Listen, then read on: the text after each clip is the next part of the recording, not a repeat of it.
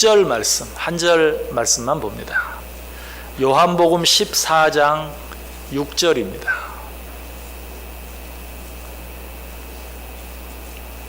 요한복음 14장 6절. 우리 다 같이 한 목소리로 읽겠습니다. 예수께서 이르시되 내가 곧 길이요 진리요 생명이니 나로 말미암지 않고는 아버지께로 올 자가 없느니라. 아멘. 자, 우리 옆 사람들과 인사합니다. 참 잘 오셨습니다. 큰 은혜 받으시기 바랍니다. 네, 여러분들 정말 잘 오셨습니다. 하나님의 큰 은혜가 여러분 모두 위에 넘치시기를 주님의 이름으로 간절히 축원합니다.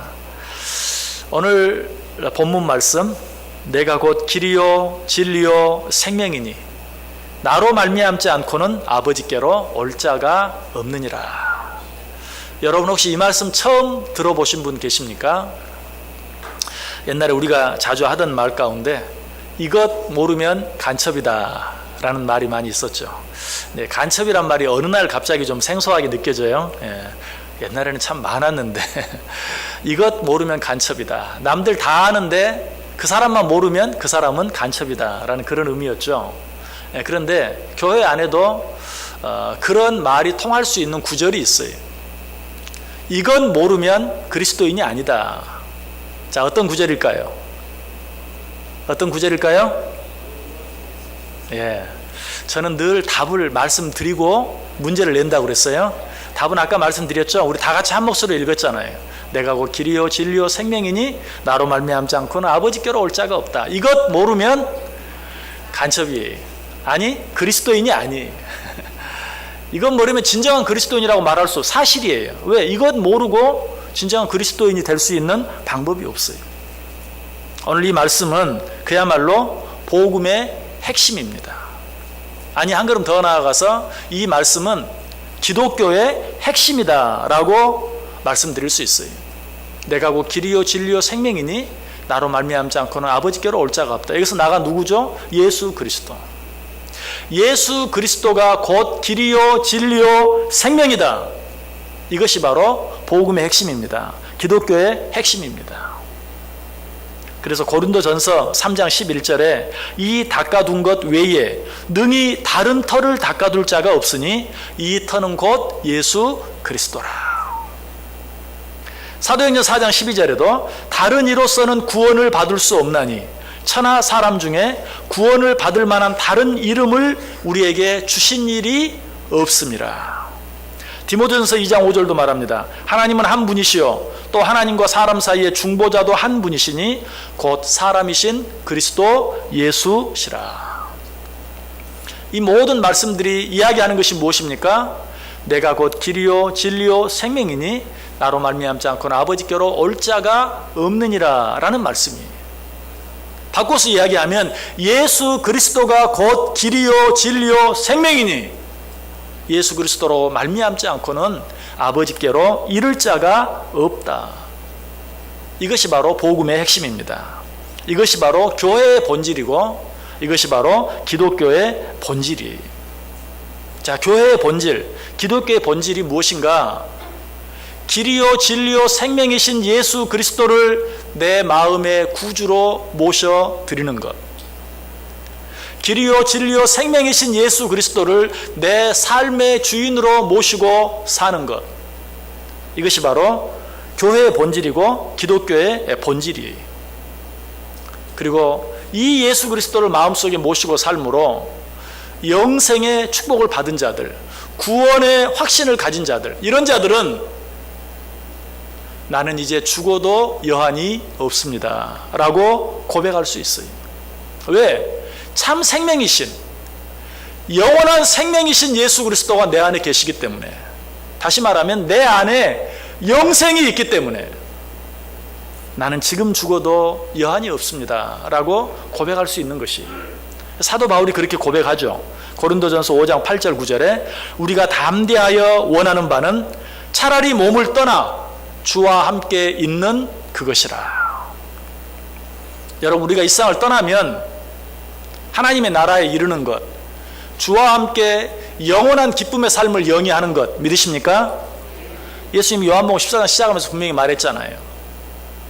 내가 너희를 위하여 처소를 예비하러 가노니 처소를 예비하면 다시 와서 너희를 나 있는 곳에 나와 함께 있게 하리라. 그럼에도 불구하고 못 믿는 자들을 향해서 그렇지 아니하였으면 내가 너희에게 일렀으리라. 너희는 마음에 근심하지 말라. 하나님을 믿으니 또 나를 믿어라. 우리는 이 사실을 믿는 자들이, 그러므로 이 예수 그리스도를 나의 구주로 믿음으로 영생을 얻은 자들은 나는 이제 죽어도 여한이 없습니다 라고 고백할 수 있는 것이, 사도 바울은 빌립보서 1장 21절 이하에서도 또 말하죠. 이는 내게 사는 것이 그리스도니 죽는 것도 유익함이라. 내 안에 영원한 생명이신 예수 그리스도께서 거하시니 내가 이 세상에서 죽는 것도 유익하다. 그것도 문제될 것이 없다. 왜? 내 안에 영생이신 참 생명이신 예수 그리스도가 계시기 때문에. 자, 그러나 그렇다고 그저 죽을 날만 기다리고 죽을 일만 소망하며 살 수는 없는 것이죠. 그렇다면 이 구원의 확신과 영생의 축복을 분명히 가지고 살아가는 우리들이 이 세상을 살아갈 때는 어떻게 살아야 될까요? 내가 내 안에 구주로 모셔드림으로 말미암아 영생을 얻게 된 그 예수 그리스도, 그 예수 그리스도를 아직도 이 예수 그리스도를 알지 못함으로 그 마음속에 구주로 모셔드리지 못해서 영원한 사망을 향해 달려가는, 죽음이 끝이라고 생각하며 할 수 없이 세상을 살아가는 모든 사람들에게 이 예수 그리스도를 전해야 돼. 여러분, 우리가 이 세상을 살아가는 것은 오직 이 두 가지 목적이, 천국의 기쁨과 소망을 가지고 나는 언제 죽어도 여한이 없습니다 라고 살아가는 것과, 그러나 하나님께서 내게 생명 주시는 그날까지 아직도 이 구원의 기쁨을 누리지 못하는 자들에게 복음을 증거함으로 내 안에 계신 예수 그리스도를 그들도 모시고 영생의 축복, 구원의 축복을 누리게 하는 복음 전파의 삶을 살아가는 것, 이것 외에, 이 두 가지 외에 다른 사명, 다른 목적, 다른 책임이 없다는 것이. 그래서 사도 바울은 아까 우리가 담대하여 원하는 바는 차라리 몸을 떠나 주와 함께 있는 그것이라. 바울이 얼마나 힘들고 어려운 삶을 많이 살았습니까? 죽을 뻔한 매를 3번이나 맞으면서 참 어려운 시간들을 많이 겪었어요. 그러니 이렇게 말하는 거 당연히 내가 이 몸을 떠나 그리스도와 함께 사는 것, 이것이 내가 원하는 것입니다. 그러나 거기서 끝나지 않죠. 그런즉 우리는 몸으로 있든지 떠나든지 주를 기쁘시게 하는 자가 되기를 힘쓰노라. 그러나 하나님이 내게 시간 주시는 데까지 주님께서 기뻐하시는 일을 하며 이 세상을 살겠습니다. 그리고 바울이 힘써 행하며 산 일이 무엇이었습니까? 복음 전파였어요. 또 아까 바울이 뭐라고 말했죠? 이는 내게 사는 것이 그리스도니 죽는 것도 유익함이라. 거기서 끝납니까? 아니, 그러나 만일 육신으로 사는 이것이 내 일의 열매일진데 무엇을 택해야 하는지 나는 알지 못하노라. 내가 그 둘 사이에 끼었으니 차라리 세상을 떠나서 그리스도와 함께 있는 것이 훨씬 더 좋은 일이라. 그렇게 하고 싶으나 내가 육신으로 있는 것이 너희를 위하여 더 유익하리라. 나 한 사람만 생각한다면 나는 이미 예수 그리스도가 내 안에 있고 그로 말미암아 구원을 얻었고 그로 말미암아 영원한 생명을 얻었으니 내가 이 세상을 떠나 이 몸을 떠나 그리스도와 함께 거하는 것이 더 좋겠지만, 그러나 아직도 이 예수 그리스도를 알지 못하는 자들이, 그로 말미암아 영원한 사망을 향하여 달려가는 자들이 너무나 많기에 내가 그들에게 내가 소유한 이 예수 그리스도를 증거하며 남은 삶을 사는 것이 너희에게 유익하리라. 무슨 말입니까? 나는 내게 주어진 시간 동안 오직 내게 참 생명을 주신, 영원한 생명을 주신 이 예수 그리스도를 증거하며 전하는 삶을 살겠다라는 것이. 다시 한번 말씀드립니다. 그리스도인으로서 우리가 해야 할 일은 이 두 가지 외에 아무것도 없어요. 이미 구원의 축복을 받은 자들로서 천국의 소망 가운데 기뻐하며 감사하며 사는 것. 그리고 또 한 가지는 그러나 아직도 그 기쁨과 소망을 누리지 못하는 자들을 향하여 내가 가진 예수 그리스도를 그들에게 전하며 복음을 전하며 살아가는 이것 외에 우리가 할 다른 어떤 일도 없다는 것이. 우리 개인뿐만 아니 교회나 기독교가 해야 할 일도 이 두 가지 외에 다른 일이 없어요. 이 사실은 우리가 요한복음을 시작하면서 지금까지 계속 살펴본 말씀 속에 반복적으로 나타나고 있어요. 요한복음 2장에 예수님께 최초로 행하신 가나의 혼인잔치, 물로 포도주를 만드는 기적이 나와요. 예수님의 어머니 마리아가 혼인잔치에 포도주가 떨어진 것을 알고 예수님께 말했죠. 혼인잔치에 반드시 있어야 할 포도주가 떨어졌다. 어떻게 좀 해달라. 예수님이 뭐라고 말합니까? 여자여, 이 일이 나와 무슨 상관이 있나이까? 마치 거절하는 것 같았어요. 아니, 거절했어요. 뭘 거절한 겁니까? 지금 이 혼인잔치에 포도주가 떨어졌으니 이 곤란한 상황을 나로 말미암아 해결해 달라는 것입니까? 나는 그런 일은 하지 않습니다. 지금 이 혼인잔치의 주인이 포도주가 떨어져서 곤란하게 되었으니 이 혼인잔치의 주인을 도와달라, 그 말입니까? 나는 그런 일은 하지 않겠습니다. 나는 그런 일을 위하여 이 사람이 오지 않았습니다. 그리고 나서 어떻게 했죠? 물로 포도주를 만들었어요.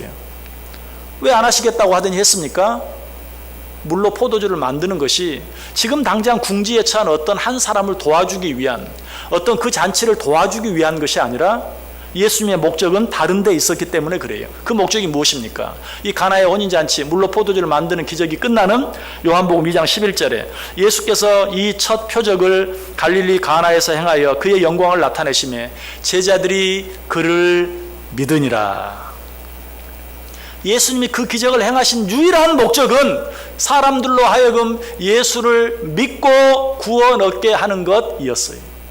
다른 이유, 다른 목적으로는 내가 그 일을 행하지 않겠다. 나는 오직 예수 그리스도를 믿음으로 구원 얻게 하는 이 일만을 행하겠다라고 말씀하신 것이에요.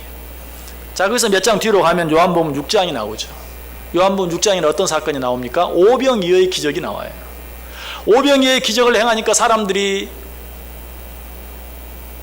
물고기 2마리와 보리떡 5개로 5,000명이 넘는 엄청난 수가 먹고 배부른 후에 그 기적을 체험한 후에 어때요?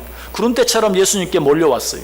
그때 예수님께서 그들을 향해 뭐라고 말합니까? 너희가 나를 찾는 것은 먹고 떡을 먹고 배부른 까닭이다 라고 이야기하고 있어요.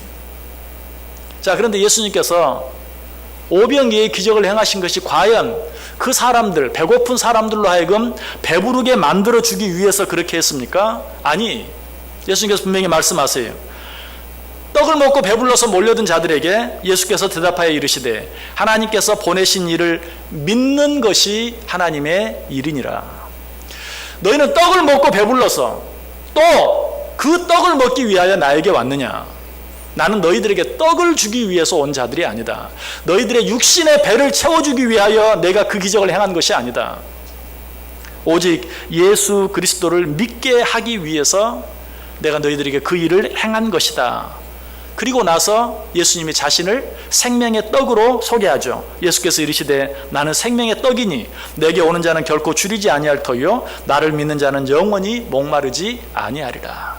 오병이어의 기적은 배고픈 자들을 배부르게 하기 위해서 행하신 기적이 아니라 생명의 떡이 무엇인지, 생명의 떡이 누구인지를 가르쳐 주시기 위해서. 너희들 떡 먹고 배불러서 왔지? 그러나 너희들 아무리 배가 불러도 곧 다시 배가 고파질 거야. 한 번 먹으면 영원히 다시 배가 고파지지 않는 참 생명의 떡이 있어. 그 떡이 바로 나다. 예수님께서는 그 사실을 위하여 오병이어의 기적을 행하셨다. 그 오병이어의 기적은 생명의 떡이신 자기를 소개하기 위한 하나의 시청각 교육에 불과한 것이. 또 거기서 몇 장 넘어가면 요한복음 9장에서 예수님께서 소경을 고쳐주시는 내용이 나옵니다. 예수님께서 날 때부터 소경된 자를 고쳐주었어요. 자, 그가 눈을 떴습니다. 여러분 같으면 그 눈을 뜬 소경에게 제일 먼저 뭐라고 묻겠어요? 앞이 잘 보이느냐? 무엇이 보이느냐? 이렇게 묻는 게 정상이죠. 그러나 예수님은 뭐라고 물었습니까? 내가 인자를 믿느냐? 예수님이 그 사람의 눈을 뜨게 한 것은 아이고 보지 못하니 얼마나 답답하겠느냐, 내가 네 눈을 뜨게 해주겠다, 이게 아니, 인자를 믿게 하기 위해서 그 눈을 뜨게 했어요. 그러므로 눈을 떴을 때 제일 먼저 내가 인자를 믿느냐라고 물으신 것이. 한 가지 사건만 더 생각해 볼까요? 얼마 전에 생각했던 죽은 나사로를 살리시는, 죽은 지 나흘이나 되어서 썩어 냄새가 나는 나사로를 다시 살리신 이유가 무엇입니까? 봐라, 내 능력이 얼마나 큰지. 그것을 보여주시기 위해서입니까? 아니면 예수님께서 그토록 사랑하셨던 마르다와 마리아, 그의 오라비가 죽음으로 인해 슬픔 가운데 있는 그들에게 죽은 나사로를 다시 살리심으로 그들을 그 가정에 다시 보내서 다시 살아난 나사로로 인하여 그 가정을 기쁨을 주시기 위해서 그렇게 했습니까? 아니, 역시 이 나사로 사건이 끝나는 맨 마지막 요한복음 12장 11절에도 나사로 때문에 많은 유대인이 가서 예수를 믿으니라. 오직 예수님께서는 그 일을 통하여 참 생명이신 예수 그리스도, 그래서 죽은 자까지도 다시 살리실 수 있는 그 예수 그리스도를 믿게 함으로 사람들을 구원받게 하는 것, 이것이 예수님께서 죽은 나사로를 살리신 이유라는 것이, 이처럼 성경은 일관되게 눈에 보이는 육신적인 세상을 위하여 예수님이 오시거나 무엇을 하시는 것이 아니라 오직 눈에 보이지 않는 하나님의 나라, 영원한 생명을 위하여, 그것들을 얻게 하기 위해서 예수 그리스도를 믿게 하기 위하여 예수님은 이 세상에 오셨고 예수님은 모든 일들을 행하셨다고 우리에게 말씀하고 있어요. 여러분, 예수님은 이 세상 나라를 위해서 오신 것이 아니, 예수님의 관심은 이 세상 나라에 있는 것이 아니, 오직 하나님의 나라에 있어요. 그래서 요한복음 18장 36절에 예수께서 대답하시되 내 나라는 이 세상에 속한 것이 아니니라. 만일 내 나라가 이 세상에 속한 것이었더라면 내 종들이 싸워 나로 유대인들에게 넘겨지지 않게 하였으리라. 이제 내 나라는 여기에 속한 것이 아니니라. 이미 생각해 보았어요. 예수님의 제자들은 너무나 아둔했어요. 그래서 예수님께서 이 사실을 너무나 자주 이야기했지만 아무도 깨닫지 못했어요. 예수님이 십자가에 달리실 때까지, 예수님이 십자가에 달려 죽으신 때에도, 예수님 십자가에 달려 무덤에 장사된 때에도, 예수님께서 십자가에 달려 죽으셨다가 사흘 만에 부활하시고 난 후에도 도대체 예수님의 관심이 무엇인지, 예수님께서 무엇을 위해 이 세상에 오셨는지 알지 못했어요. 그래서 예수님께서 부활하시자 드디어 때가 왔구나. 그리고 묻습니다. 하나님의 나라를, 이 나라를 회복할 때가 이때니까. 그때 예수님이 하신 말씀이 내 나라는 이 세상이 아니다. 내 나라는 이 세상에 속하지 아니했다 라고 그들에게 이야기하고 있는 것이, 예수님께서 말씀만 이렇게 했습니까? 아니, 그의 삶 전체가 정말 그의 관심이 이 세상에 없는 것을 분명히 나타내 보여주죠. 아까 오병이의 기적을 행했을 때 수많은 사람들이 몰려들었어요. 그리고 어떻게 합니까? 그 예수를 억지로 잡아 임금 삼으려고 합니다. 정말 예수님의 관심이 이 세상에 있었다면 그때 임금이 되셨을 거예요. 그러나 예수님은 어떻게 하셨습니까? 그들을 뿌리치고 혼자 산으로 떠나가셨다. 왜? 예수님의 관심이 이 세상 나라가 아니기 때문에, 예수님의 관심은 하나님의 나라에 있기 때문에. 이 사실을 좀 더 구체적으로 실제적으로 이야기하면 이 땅에 오신 예수 그리스도의 관심은 이 세상 나라에 있는 것이 아니라 이 세상에 살고 있는 우리들의 영혼에 있었다는 것이, 오직 예수님의 관심은 영혼에 있었어요.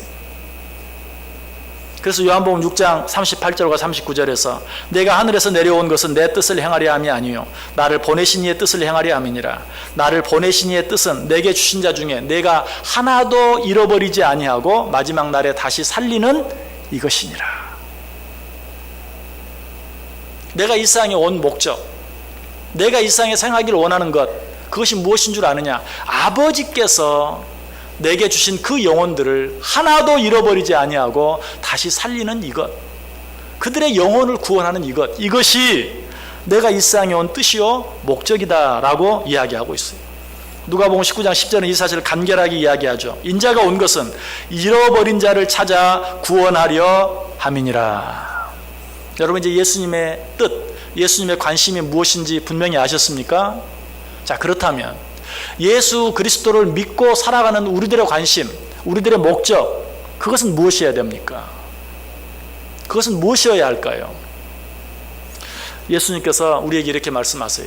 아버지께서 나를 세상에 보내신 것처럼 나도 너희를 세상에 보내노라. 아버지께서 예수 그리스도를 이 세상에 왜 보내셨다고요? 잃어버린 영혼을 찾아 구원하기 위해서 아버지께서 나를 이 세상에 보냈다. 그런데 예수 주님께서 말씀하십니다. 아버지께서 나를 그 목적으로 이 세상에 보내신 것처럼 나도 너희를 세상에 보내노라. 그 목적이 뭐예요? 잃어버린 자를 찾아 구원하게 하기 위해서. 우리들의 관심은 무엇이어야 합니까? 오직 영혼 구원에 있어야 해요. 구두를 만드는 사람은 어떤 사람을 만나도 제일 먼저 구두를 먼저 봅니다. 옷을 만드는 사람은 어떤 사람을 만나도 제일 먼저 옷을 먼저 봅니다. 그리고 그 사람들은 구두나 옷만 봐도 그 사람의 삶이나 직업이나 여러 가지 모든 것들을 짐작할 수 있어요. 왜 그렇습니까? 그 사람들의 관심이 구두에 있고 양복에 있기 때문에 그래요. 자, 그리스도인의 관심은 무엇에 있어야 한다고요? 영혼에 있어야 돼요. 그러므로 우리는 어떤 사람을 보든지 그 사람의 어떤 외모, 그 사람이 가진 어떤 지위, 그 사람이 가진 어떤 물질, 이런 것들을 보는 것이 아니라 그 사람의 영혼을 볼 수 있어야 돼요. 그 사람의 영혼이 구원받았는가, 그렇지 못했는가, 그 영혼에 관심을 가져야 돼요. 그럼에도 불구하고 우리는 예수를 믿는다고 하면서도 그 사람이 가진 지위, 그 사람이 가진 물질, 그 사람이 가진 건강, 여기에만 관심이 있고, 예수를 믿으면서도 나도 저렇게 한번 되어봤으면, 나는 언제 저렇게 될까, 늘 이런 삶을 살아가고 있어요. 얼마나 안타까운지 몰라요. 그런 우리들 향해 예수님이 말씀하시는 것이, 내 나라는 이 세상에 속한 것이 아니다 라고 얘기하고 있어요. 우리가 그리스도인 된 것은 세상의 어떤 제도를, 사회의 어떤 제도를 바꿔놓기 위해서가 아니, 우리는 사람을 바꿔놓기 위해서 부름받은 자들이. 그래서 예수님께서 예수님의 제자들을 부를 때도 말씀하시죠. 내가 너희로 사람을 낚는 어부가 되게 하겠다. 교회 사명도 거기에 있어요. 기독교의 사명도 거기에 있어요. 우리 개인의 사명도 거기에 있어요. 오직 영혼 구원에 있어야 돼요. 그러므로 우리는 나 자신을 볼 때도 제일 먼저 나 자신이 세상에서 이루어 놓은 어떤 것보다도 나 자신의 영혼을 볼 수 있어야 돼요. 또 나 자신의 어떤 외모보다도 보이지 않는 내 영혼을 먼저 볼 수 있어야 돼요. 여러분 하루에 거울 앞에 몇 번 서십니까? 수십 번, 기회 있을 때마다 거울을 보고 또 봅니다. 그러면서 내 영혼은 얼마나 확인합니까? 내 영혼의 모습은 얼마나 자주 들여다봅니까? 다른 사람을 볼 때는 어떻습니까? 그 사람의 지위, 학벌, 물질, 여러 가지들을 보면서도 그 사람의 영혼에는 과연 얼마나 관심이 있습니까? 여러분, 우리는 오직 영혼에 관심을 가지고 오직 영혼을 위하여 살 수 있어야 돼요.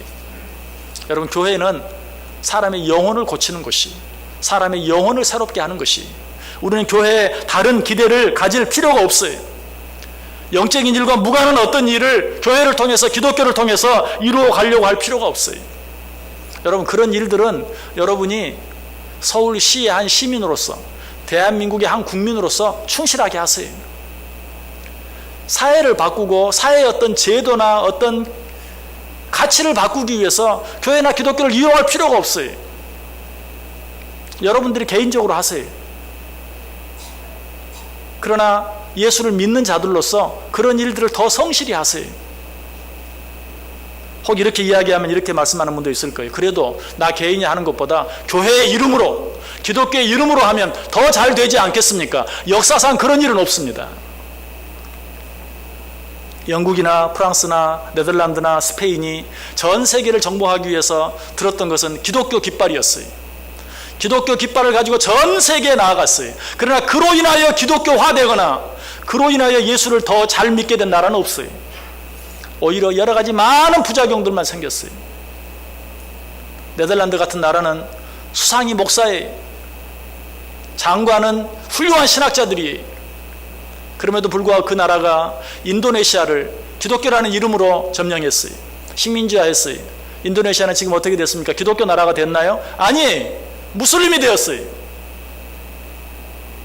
캐나다도 마찬가지. 영국과 프랑스가 그 원주민들을 지배했어요. 영국과 프랑스는 기독교 나라들이에요. 그런데도 그 원주민들은 복음화되지 못했어요. 오히려 그들은 지금도 백인들이라 그러면 무조건 싫어해요. 그들이 와서 복음을 전하면 들으려고도 하지 않아요. 오히려 그들은 우리들에게 말합니다. 우리와 피부 색깔이 비슷하고 얼굴이 닮은 너희들이 와서 복음을 전하면 우리가 듣겠다. 실제로 한국교회에 그렇게 요청을 해왔어요. 우리가 소위 인디언이라고 말하는 캐나다 원주민들, 미국 원주민들이 그런 요청을 해와요. 이것이 다 뭘 얘기합니까? 십자군 전쟁, 30년 종교 전쟁, 이 모든 것들이 뭘 이야기합니까? 기독교라는 이름으로 세상을 바꾸어 놓으려고 하는 것, 그것이 하나님의 뜻이 아니, 우리는 오직 무엇으로? 복음으로, 오직 말씀으로. 세상의 제도나 힘은요, 지금은 누군가 굉장히 강력한 힘으로 한 나라를 지배할 수 있을지는 몰라도 그보다 더 큰 힘이 나오면 그것은 무력화될 뿐이. 우리는 오직 무엇으로? 복음으로, 오직 예수 그리스도의 이름으로 한 사람을 바꾸고 그리고 세상을 바꾸는 것이지 세상의 어떤 제도나 힘으로 그것을 바꾸는 것이 아니에요. 성경은 그것을 뭐라고 말하죠? 전도에 미련한 것. 고린도서 1장 18절이 말해요. 십자가의 도가 멸망하는 자들에게는 미련한 것이요 구원을 받는 우리에게는 하나님의 능력이라. 고린도서 1장 21절이 말합니다. 하나님의 지혜에 있어서는 이 세상이 자기 지혜로 하나님을 알지 못하므로 하나님께서 전도에 미련한 것으로 믿는 자들을 구원하시기를 기뻐하셨도다. 전도에 미련한 것. 오직 우리는 복음에만 관심을 가져야 돼.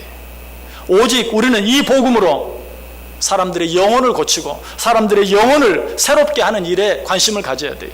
오직 강단에서는 복음만 선포되어져야 돼. 혹시 이 일에 대해서 반대하는 분 계십니까? 그래도 목사가 좀 세상 이야기도 좀 하고 요즘 세상이 어떻게 돌아가는지 시사적인 어떤 그런 이야기도 하고 가끔은 철학적인 얘기도 좀 하고, 물론 그런 것들이 설교의 도구가 될 수는 있어요. 그러나 본질은 아니. 그것이 우리의 귀를 잠깐 즐겁게 해줄 수는 있을지 몰라도 복음이 아니면 나를 고칠 수 없어요. 복음이 아니면 세상을 바꿔놓을 수가 없어요. 복음이 아니고는 어떤 영혼도 구원할 수가 없어요. 오직 복음이. 여러분 혹시 시사적이고 철학적인 어떤 그런 것들, 그런 말들을 좋아하는 분이 있다면 혹 여러분은 그런 말씀 해본 적이 없습니까? 군인이 나라나 지킬 일이지 정치는 무슨 정치야. 교수가 학생이나 가르칠 일이지 무슨 시국 선언이야? 이런 말 해보신 적 없습니까? 맞는 말이에요. 각자가 각자의 자리에서 본연의 일들을 하는 것이 가장 중요한 것이. 교회의 본질이 무엇입니까? 기독교의 본질이 무엇입니까? 복음이, 예수 그리스도의 오직 그의 십자가뿐이. 오늘 예수님께서는 그 사실을 우리에게 말씀해 주고 있어요. 내가 곧 길이요 진리요 생명이니 나로 말미암지 않고는 이것 외에 다른 그 어떤 것으로도 아버지께로 올 자가 없느니라 라고 우리에게 말하고 있어요. 우리는 이 세상의 어떤 것들을 새롭게 하기 위해서 이 세상에 보냄받은 자들이 아니, 또 이 세상에서 우리의 어떤 권리를 회복하기 위해서, 이 세상의 어떤 제도를 개선하기 위해서, 아니 남들보다 더 잘 살기 위해서 이 세상에 온 자들이 아니라는 것이. 교회나 기독교는 우리의 삶을 더 잘 살게 하기 위한 것이 아니라 우리 안에 영원한 생명을 주기 위한 것, 그것이 본질이. 기독교는 우리의 삶을 더 편안하게 하기 위해서 애쓰는 그런 종교가 아니, 불편하더라도 이 땅에 하나님의 나라를 확장시키는, 한 영혼이라도 더 구원해내는 그 일을 위해서라면 세상적인 권리들, 세상적인 어떤 즐거움들, 이 모든 것들을 포기할 수 있고 양보할 수 있는, 그것이 우리가 해야 할 일이. 실제로 요한복음 11장에 나오는 많은 믿음의 사람들은 그러했어요. 어떤 이들은 조롱과 채찍질뿐 아니라 결방과 결박과 옥에 갇히는 시련도 받았으며 돌로 치는 것과 톱으로 켜는 것과 시험과 칼로 죽임을 당하고 양과 염소의 가죽을 입고 유리하여 궁핍과 환난과 학대를 받았느니라. 우리는 복음을 위하여 이런 일들을 겪을 수 있어야 돼요. 이런 일들을 친히 감당할 수 있어야 돼요. 자, 이런 자들이 무력하게 그저 이 세상을 살다가 무력하게 이 세상을 떠났습니까? 아니, 그런 자들에 대해서 히브리서 11장은 마지막에 뭐라고 결론을 내립니까? 이런 사람은 세상이 감당하지 못하더라. 여러분, 내가 나를 이길 수 있는 방법, 내가 죄를 이길 수 있는 방법, 그리고 내가 세상을 이길 수 있는 방법, 오직 한 가지뿐입니다. 길이요 진리요 생명이신 예수 그리스도 뿐입니다. 다른 길이 없고 다른 방법이 없어요. 여러분이 아무리 마음을 굳게 먹어도 여러분 한 사람도 바꾸지 못합니다. 그런 사람이 어떻게 세상을 바꾸겠습니까? 우리는 아무것도 바꿀 수 있는 자들이 아니에요.